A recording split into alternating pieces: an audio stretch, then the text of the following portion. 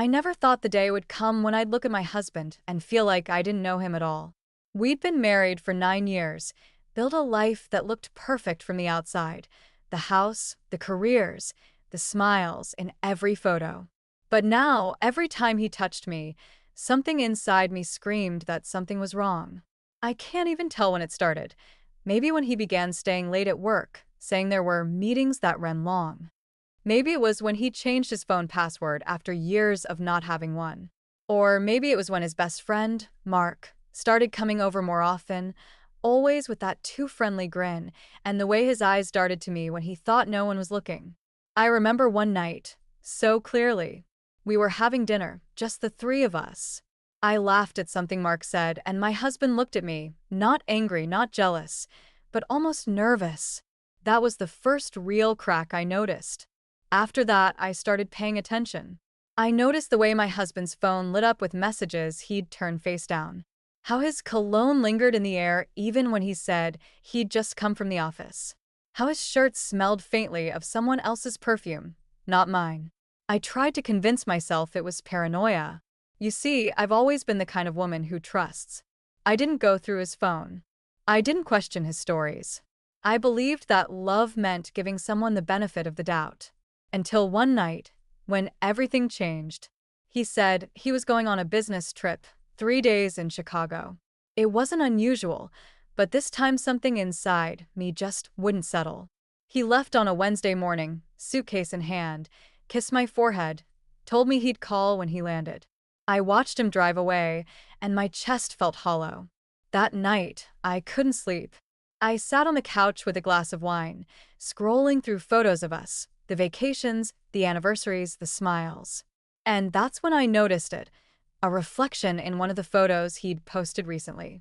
A mirror behind him. In that mirror, you could see the edge of a woman's hand, with red nail polish. I don't wear red nail polish. My stomach turned. I zoomed in, my heart pounding so hard I could barely breathe. I tried to tell myself it was nothing, maybe someone from his office, maybe just coincidence. But the next morning when I called his hotel and they said no one by his name was checked in, I knew. I knew he wasn't in Chicago. I knew he had lied straight to my face. I didn't cry, not right away. I felt something colder, sharper. I decided I wasn't going to confront him yet. No, I was going to find out everything first. I called his assistant, pretending to need him for something urgent. She sounded confused, said he'd taken personal days. Personal days. He hadn't told anyone from work about this so-called trip. That's when the idea came to me. I texted Mark. He'd always been close to my husband, practically a shadow. I said I was worried, that my husband hadn't answered his phone, that maybe he'd mentioned something to him. Mark replied instantly, "Don't worry, he's probably just tired from the trip." But there was something off about the way he said it. Too fast. Too certain. That's when I knew. Mark knew something. I decided to play a little game. I told him I was thinking of surprising my husband in Chicago. "Maybe I'll fly out tomorrow morning," I texted. He didn't reply for almost 10 minutes. When he finally did, the message read, "I don't think that's a good idea." My hands shook as I read it. Why wouldn't it be a good idea? What was he hiding? I stared at the screen for a long time before I typed back. Why not? No reply. That night, I didn't sleep at all. I just sat in the dark, thinking about every moment that suddenly didn't make sense. Every business trip, every late-night conference call, every time he came home with that strange, distant look in his eyes. By morning, I had made up my mind. I was done wondering. I was going to find out for myself. The next part of this story still feels like a blur, like watching someone else's life unravel from the outside. But it was me.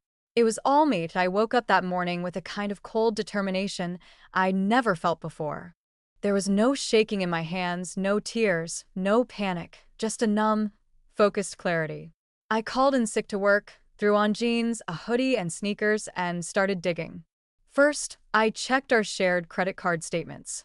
Something I'd never done before, because I trusted him completely.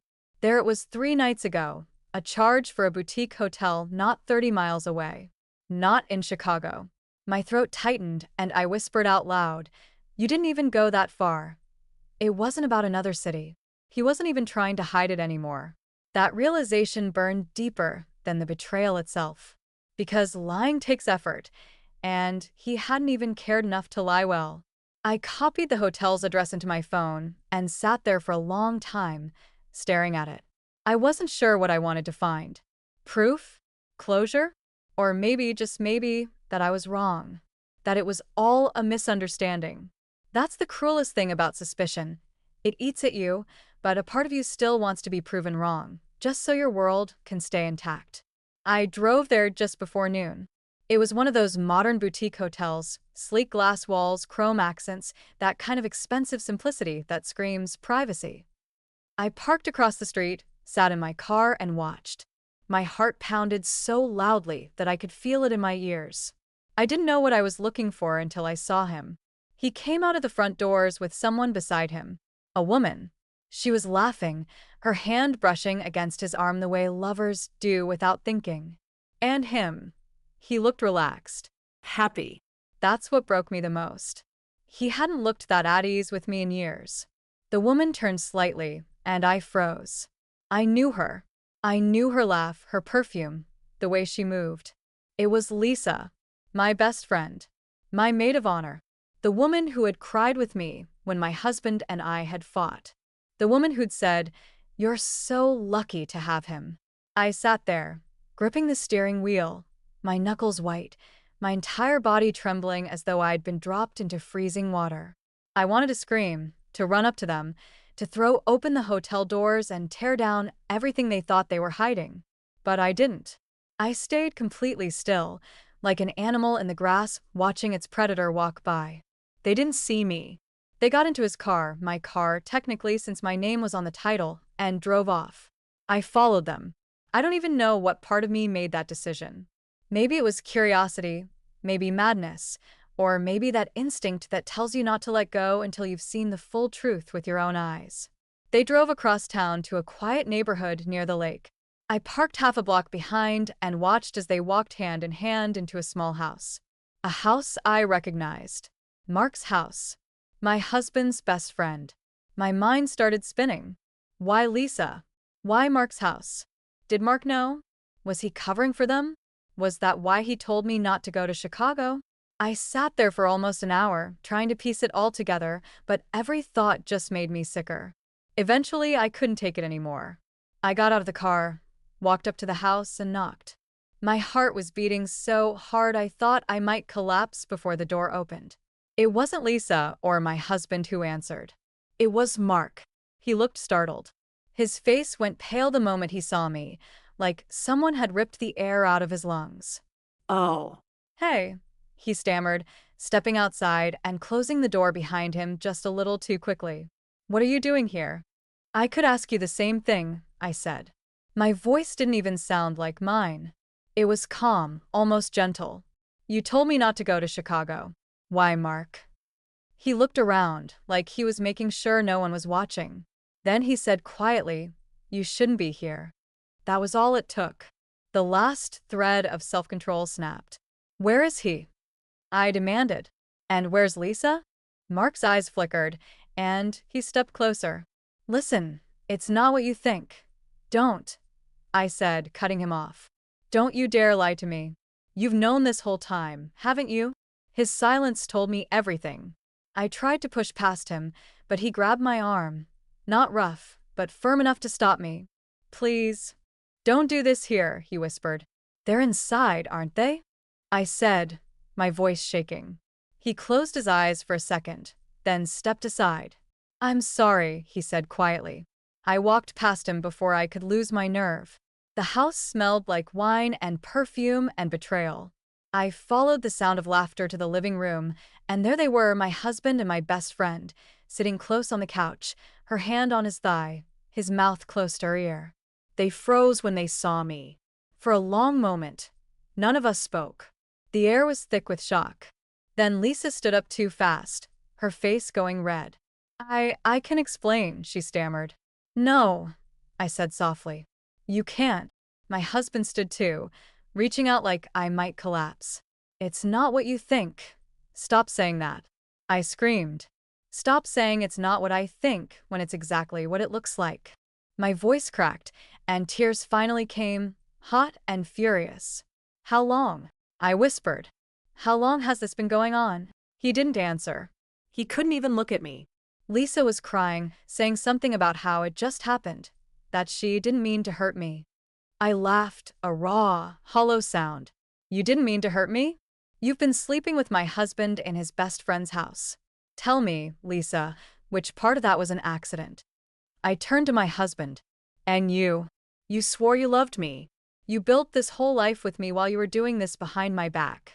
Why? Was I not enough? Did you ever even feel guilty? He didn't answer.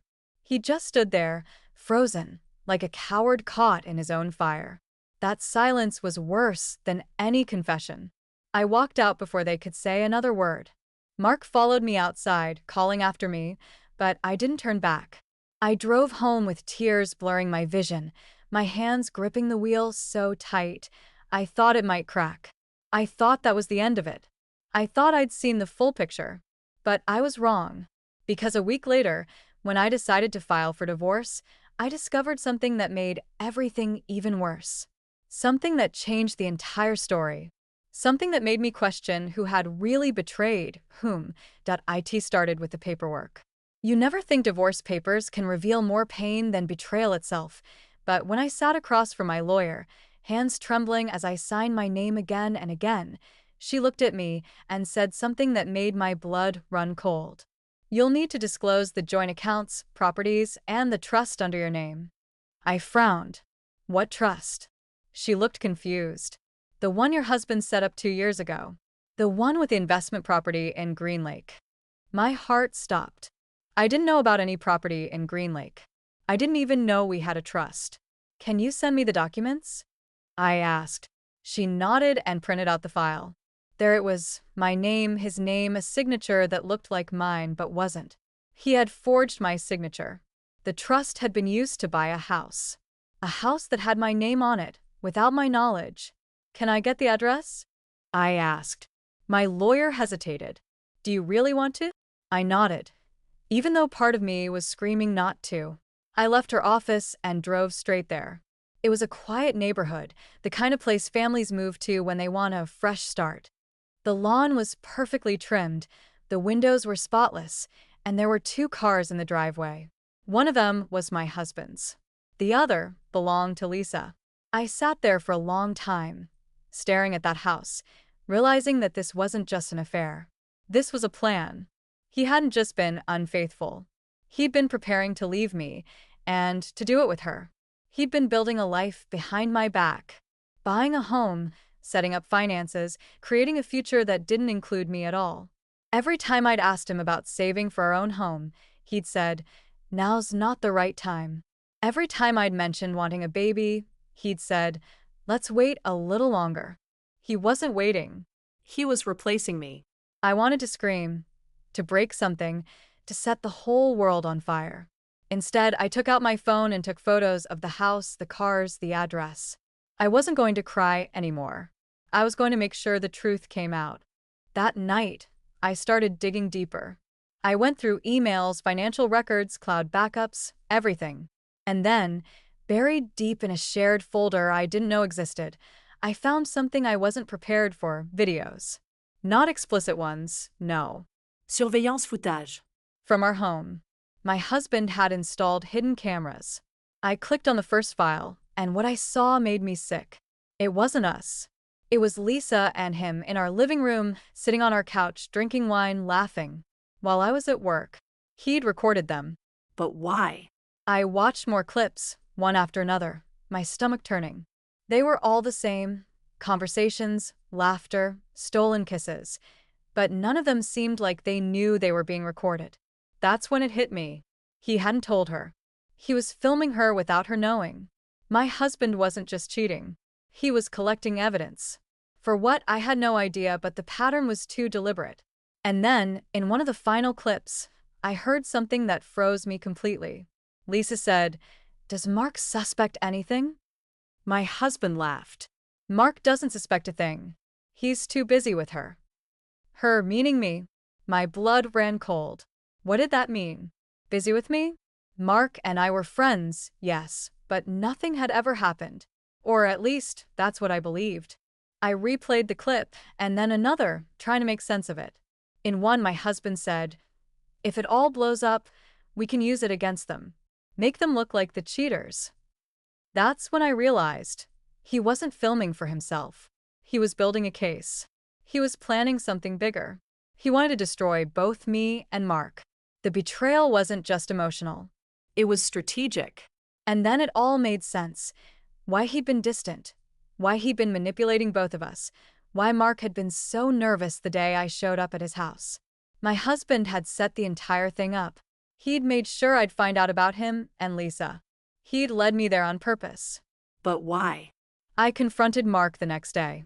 I called him, told him to meet me in a park, neutral ground, somewhere public. He looked exhausted when he arrived, like he hadn't slept in days. "We need to talk," I said, and I showed him the footage. He went pale. "He recorded us?" "Not us," I said quietly. Them. He ran a hand through his hair, pacing. "You don't understand," he said finally. "It's worse than you think." "Then tell me," I demanded. He hesitated, then took a deep breath. "Your husband came to me 6 months ago. He said he thought you were cheating on him with me. He showed me fake texts, fake screenshots, things I never said. He told me he had proof you were planning to leave him. He said Lisa was helping you. He wanted to catch you in the act." My knees went weak. "That's insane." "I know," Mark said. "But he was obsessed. He wanted to ruin you before you could ruin him.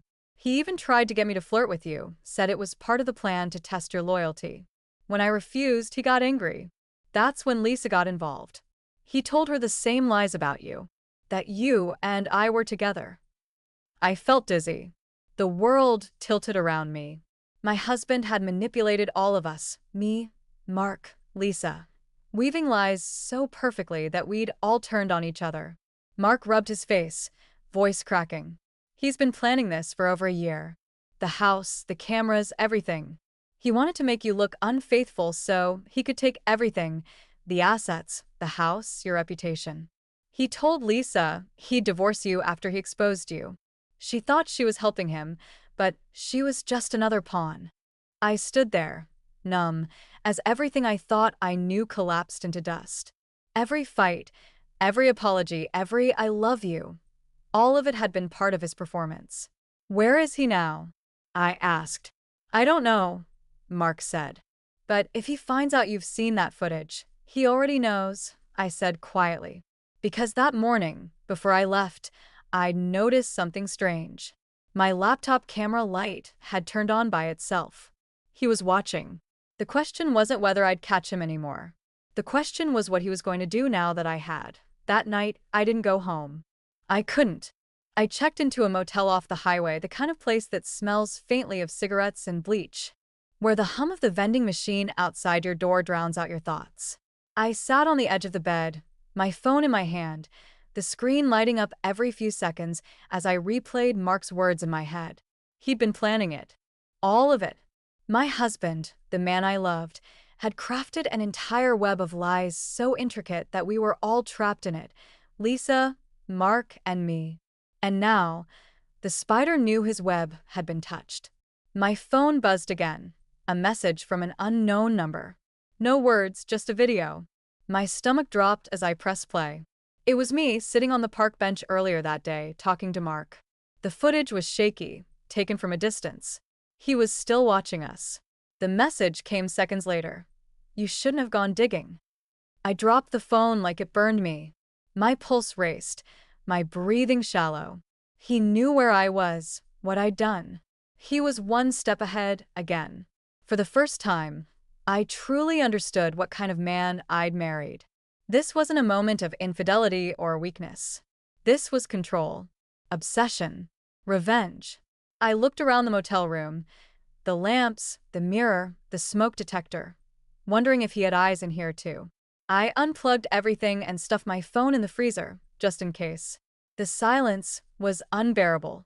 I felt like I was suffocating. That's when I realized I couldn't hide anymore. I needed to fight back. I needed proof, something solid that would expose him before he could twist the story. I drove to our house around midnight, headlights off, as I pulled into the driveway. The place looked the same as always, too neat, too quiet, the porch light flickering slightly like it was nervous for me. My hands shook as I unlocked the door. Inside, the air felt wrong. Stale. Heavy. The faint smell of his cologne still lingered, that sharp scent that now made my stomach turn. I grabbed my laptop from the office and started digging again. He was smart, meticulous. He'd hidden things behind encrypted folders, fake directories, even dummy files labeled as tax returns. But I'd known him for years. I knew how he thought. I found the real folder tucked inside something called wedding_anniversary_pics. It wasn't photos. It was documentation. Contracts, transfers, private emails between him and a lawyer. He'd been planning to file for divorce 6 months ago, but had delayed it. In the documents, there were details about false claims, fabricated evidence of my affair with Mark. He had photoshopped screenshots of texts that never existed, bank transfers that weren't real, even a fake therapist report claiming I was emotionally unstable. He'd built a story where I was the villain, the cheating, unstable wife. He'd meant to destroy me publicly, take everything, the house, the money, my reputation, and walk away looking like the victim. I don't even know how long I sat there, reading every page, tears burning my face. When I finally looked up, I saw something that froze me completely. On the reflection of my laptop screen, behind me, was a shadow. I turned. Nothing. My heart pounded so hard I could hear it. Then I heard it, a floorboard creaking upstairs. Slow. Heavy. Deliberate. My breath hitched. He was here. I didn't move for a full 10 seconds. Then another creak, closer. I closed the laptop quietly, grabbed my phone from the counter, and backed toward the front door. I could see the faint light from the staircase spilling into the hall. "I know you're here," his voice said softly from upstairs. Calm. Controlled. The same voice that once told me he loved me. "You shouldn't have come back." I didn't answer. I took another step back toward the door. "You think you can outsmart me?" he said. "After everything I've built? After everything I've done for us?" I wanted to scream. For us? He'd ruined my life for us? But I stayed silent. I reached for the doorknob, and that's when I saw him. He was standing halfway down the stairs, barefoot, wearing the same gray t-shirt he used to sleep in. His eyes looked different now, not angry, not even cold. Empty. "You weren't supposed to find out this way," he said, stepping closer. "You were supposed to see what you'd done. What I've done." I finally snapped. "You lied. You cheated. You manipulated everyone. You made me feel insane." He tilted his head, like I'd said something fascinating. "You were already halfway there. I just gave you the final push." My throat tightened. Why? Why me? Why her? He smiled faintly. "Because you didn't love me the way I loved you." His words sent a chill through me.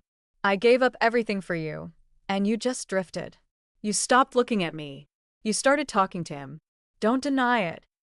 Mark was your friend," I yelled.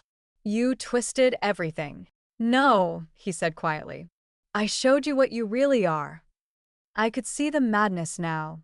The way his jaw twitched, the way he clutched the banister like he needed it to stay grounded.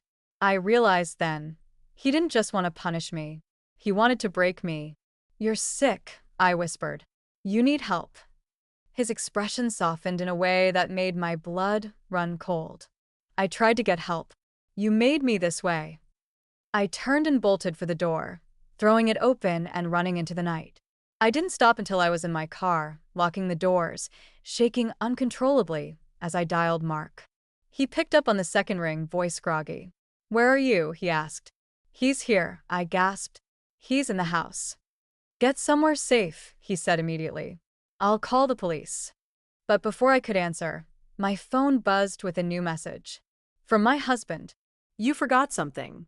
Attached was a photo, me, standing in front of my laptop, taken from the angle of the living room camera I hadn't found yet. My hand went numb around the phone. He was still watching me. Even as I ran, he was one step ahead. 2 hours later, The police searched the house. They didn't find him. Not a single trace. The cameras were gone, the laptop wiped, the files erased. It was like he'd vanished. They told me to stay with someone I trusted. But who could I trust anymore? Lisa was gone. She'd moved out of state the week before. Mark was all I had left. I stayed with him for a few days, barely sleeping, jumping at every sound. And then, one night, I woke up to a noise outside the window, a car engine idling, lights off. When I looked out, my husband's car was parked across the street. Empty. Or maybe not. The next morning it was gone. No one believed me. Not really. Not the cops, not even Mark. They said I was traumatized, paranoid. But I knew what I saw. And then, a week later, I got another message. This time, it wasn't a photo. It was a voice recording. My husband's voice, whispering into the microphone. "You always said you wanted to start over. Maybe this time, you'll appreciate me when I give you that chance." My hands shook so violently, I almost dropped the phone. I called the number back. Disconnected. I haven't seen him since. But sometimes, at night, when my phone lights up for no reason or I hear footsteps outside my door, I wonder, did he really disappear? Or is he still watching, waiting for me to make my next move? What would you do if the person you loved turned out to be the one orchestrating your entire nightmare? A month passed. 30 long days of pretending to live again, of breathing through the fear that clung to me like smoke. I'd moved into a new apartment under a different name. No forwarding address, no social media, no photos. I'd cut off what was left of my old life, hoping that maybe, finally, he wouldn't find me. But paranoia doesn't vanish when you change your address. It sleeps beside you. Every night, I'd wake up at 3 a.m., convinced I heard someone moving in the hallway, a whisper behind the walls, a click from my phone that wasn't supposed to be on. I'd tell myself I was imagining it. Until the night that proved I wasn't. It was raining hard, one of those storms that makes the whole city hum. I'd just finished washing dishes when the power flickered and went out. Total darkness. My heart started pounding, not because of the outage, but because I saw it. The faint, red pinpoint of a light across the room. A camera light. I froze. Slowly, I stepped closer. It was coming from inside the smoke detector above my bed. I climbed up onto a chair, pried it open, and felt my stomach turn. Inside was a small camera, hidden carefully, the same kind he'd used before. My hands shook as I ripped it out, my breath ragged. He'd found me. He'd been watching again. I didn't think. I just ran. Out the door, barefoot, into the rain. I didn't even lock it behind me. I called Mark from the parking lot, my voice breaking, and told him everything. He didn't hesitate. "Stay where you are," he said. "I'm coming." 10 minutes later, his car pulled up, headlights cutting through the storm. I climbed in, drenched, shaking. He reached over, wrapped his jacket around me. But before he could speak, something caught my eye through the windshield. A figure, standing across the street in the rain. Still. Watching. It was him. My husband. He wasn't running anymore. He wanted me to see him. Mark cursed under his breath and threw the car into drive, but before he could pull away, another car turned the corner. Black, sleek, fast, and blocked us in. My husband's car. The driver's door opened, and he stepped out, calm as if this were some kind of meeting. His eyes locked on mine. Even through the glass, even through the rain. He didn't look angry. He looked satisfied. Mark shouted at me to stay down and jumped out, slamming the door behind him. The two of them stood face to face in the downpour, voices muffled by the storm.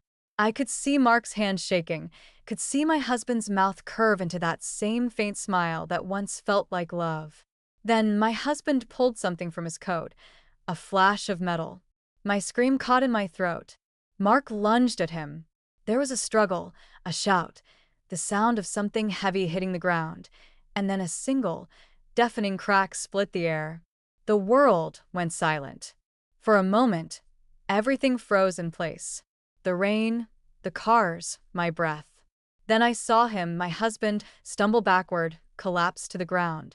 Mark stood there, motionless, the gun still clutched in his trembling hand. He dropped it as if it burned him and fell to his knees. I ran out into the rain, screaming his name, but it was too late. My husband was gone before I reached him. The police came. The questions came. The reports, the flashing lights, the tape. They said it was self-defense.